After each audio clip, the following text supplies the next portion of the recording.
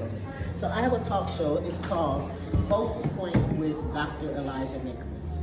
Season 1 aired on CBS Atlanta.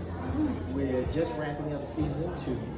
And what we talk about is real people, real transformation, making real change.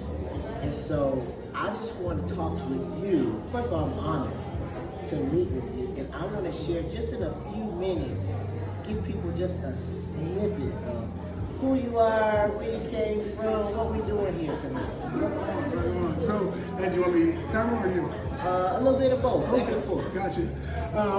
I am Bertony Faoustin, owner, founder, winemaker of Abbey Creek Vineyard and Wine out of Portland, Oregon. Portland, Oregon. Portland, Oregon. Can I pause you there? Yes. So, one question that I got, you already know where I'm at. Come on, I'll let you guys. Is it black people in Portland, Oregon? So, and I'm glad you went there.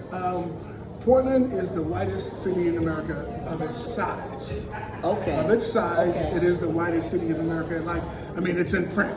Okay. You know, you Okay. can Google it and see that.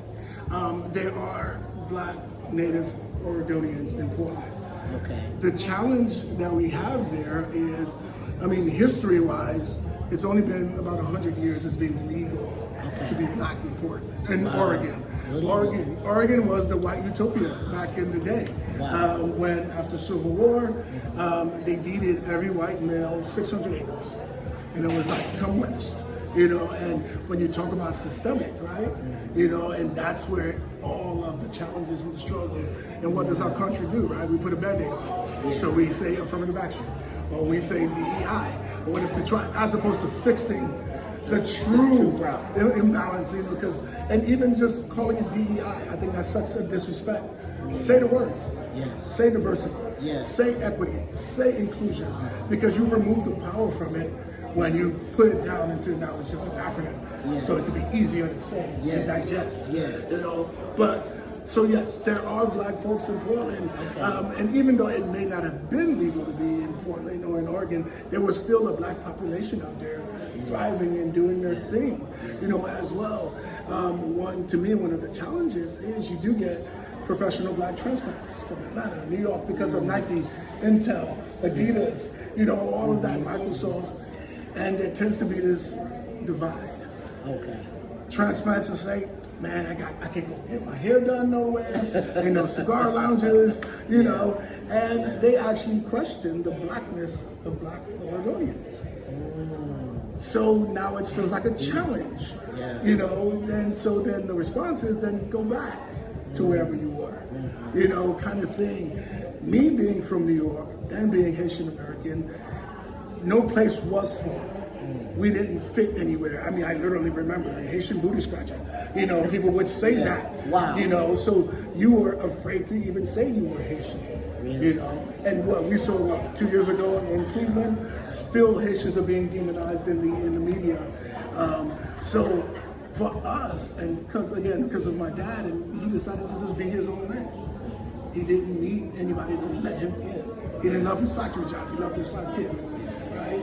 So I could go anywhere, was I once said was Raquel, and then where you're from is where you at. Yeah. So Oregon, to me, now is the most fruitful place. Yes. Where can I be the most impactful? Yes. Where you do not expect me to be. Most fruitful, pun intended, Yeah, right. So to me, less black folks means that we should be connected more. That's my intention.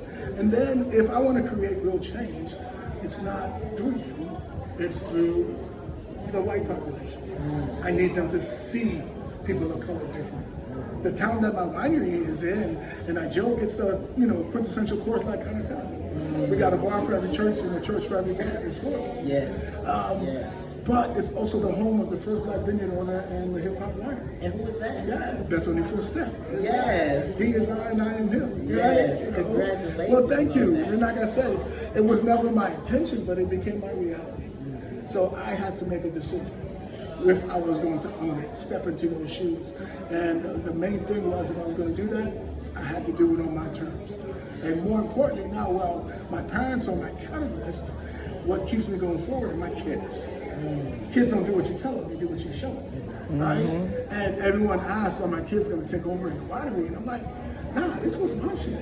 Yeah. But what I want them to do is take the relationships, the platform, the influence that I've created, they can take that and go to the heights and do it. My son plays lacrosse. He's in college playing lacrosse in New Jersey, you know, and for them to just be so comfortable in that realm is because of the lifestyle that we decided to do and show as well. I love that. Well, I love what you're doing. Can you tell me two things? I got a question. First, I want to ask you about these amazing overalls that you have. Yes. So it all started with representation. Who looks the part?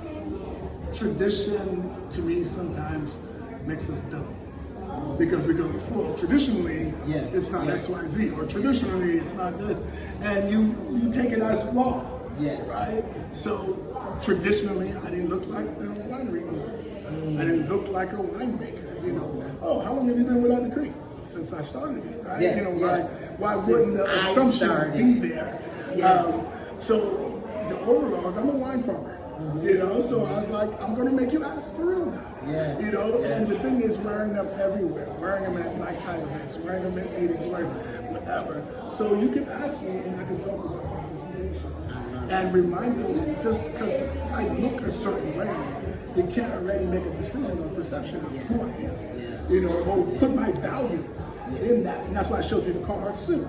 Same material, but done in Carhartt material.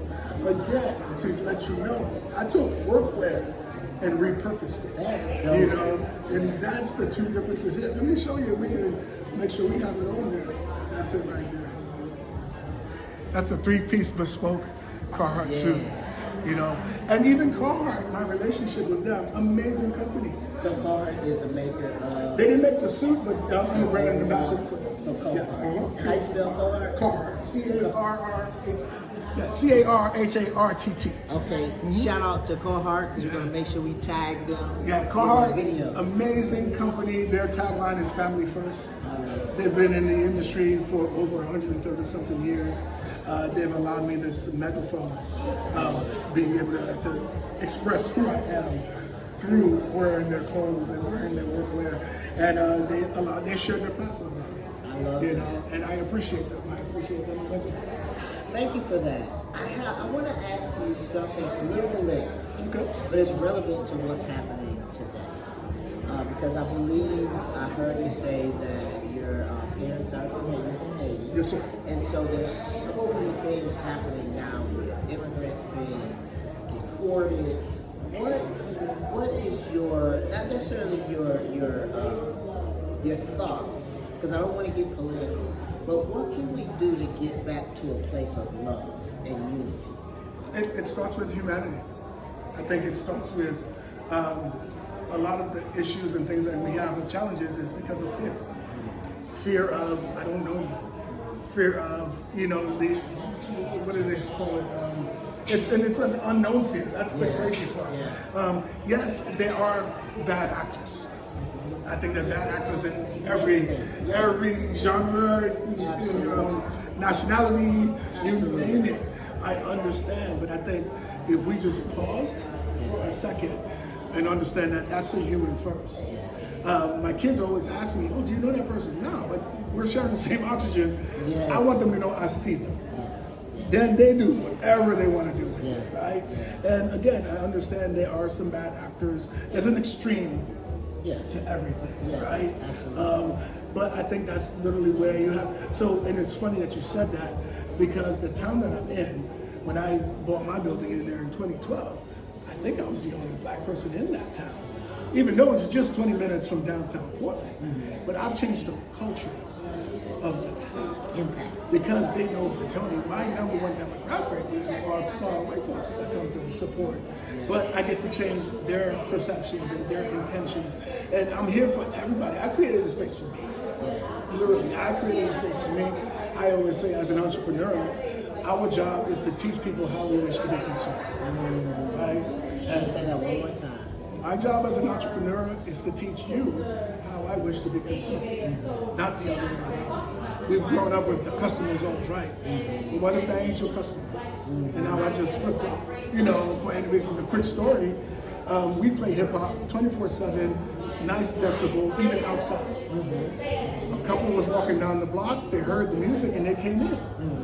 We're having a good time. Another couple comes in and the wife stops in the doorway and says, I don't like the music, and turned around.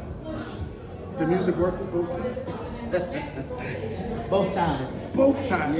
Yeah. That means because I decided to own this is who Abbey Creek is. And more importantly, I removed the emotion away from the fact that they may not be for them. And it's okay. Absolutely. Again, the reminder that you are enough. But it's all about you putting in that work though. Yeah. You just can't show up and be like, boom, you know, respect me or respect the game. Yeah. I did a lot of inner work and I'm still doing it. You know, my best is my next. That's literally the foundation. But that came from being broken and feeling that I wasn't enough. Growing up thinking I had to be this title as opposed to just who I am. You know, so that's been my transformation for the past 10 years. You know, working on owning who I was. And that phrase is from, you know, one of my coaches, Eldridge Broussard, you know. And it's easy to say, but hard to do. It's easy to say I'm keeping it real and I'm authentic until it costs you something. Yeah. Right. Oh, that's Are you ready for the cost of what it takes to be who you are? And remember, that's why I told you about the floor of the fraud. Yes. So if I am not being true to who I am, I don't know who I'm influencing. So I'm influencing folks fraudulently if I'm not intentional about who I am to myself. Yes. You know, at first, at the end of the day. So that's the most important part. And I'll quote the Ghetto Boys, you know, when I sit alone in my four-corner room staring at candles. That's that moment when you're in the quiet time in your head. I don't want to remind myself that I'm a fraud, that I'm full of shit. That's good. And that's my catalyst. I can't do that. I can't be it. Yeah. And that's what drives me to come, you know, 5-6 hour flight. We're on the opposite coast, 3 hours away, time difference.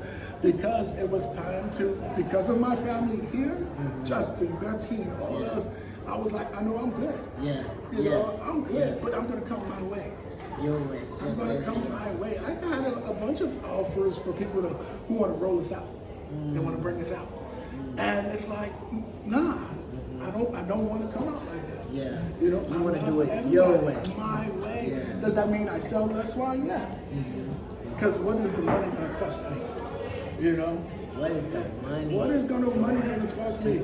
Because I've been direct to consumer for 17 years. Speaking of direct to consumer, Yes, sir. so we're in Atlanta today. Where can people buy your wine? At the moment, AbbeyCreekVineyard.com. You go to our website, you will literally see the wines that are in ATL because of Justin and his wife. So they'll be the ones handling it on the back end. Okay. But orders get placed, you know, at our POS in Oregon. So where can people follow you? Any social media or anything? All the social media on Instagram, we're Abbey Creek Wine. Myself personally, I'm the Bertony Faoustin. You know, on Abbey Creek. Bertony. People would come in when they see my name first, they would go Bertony, and I'm like, the wrong impossible. It's French, you know, so it's Bertony.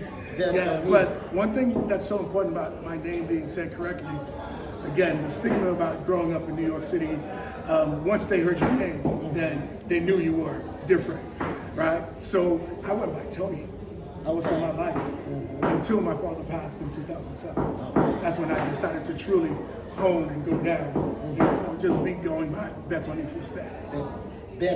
Bertony.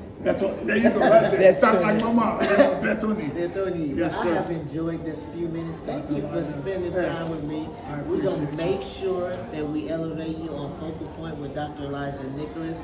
We have followers all over the world, not just in the United States. So we're going to make sure that we elevate and, you know, we'll lift you up as much as we can. I appreciate you. Absolutely. Now, when you get tired, I'm gonna come back down there with y'all. Absolutely. And Come we're on down. gonna lift each other up. Absolutely. Yes. Absolutely. I love Appreciate it. you. My pleasure. My pleasure. Focal Point with Dr. Elijah Nicholas. You can find us on Instagram and on YouTube and all the podcasts, Apple Podcasts, Spotify, and what's the other? All the podcasts, wherever you get your podcasts, you can find us. I'm Dr. Elijah Nicholas, and thank you for spending a few moments with me, with us.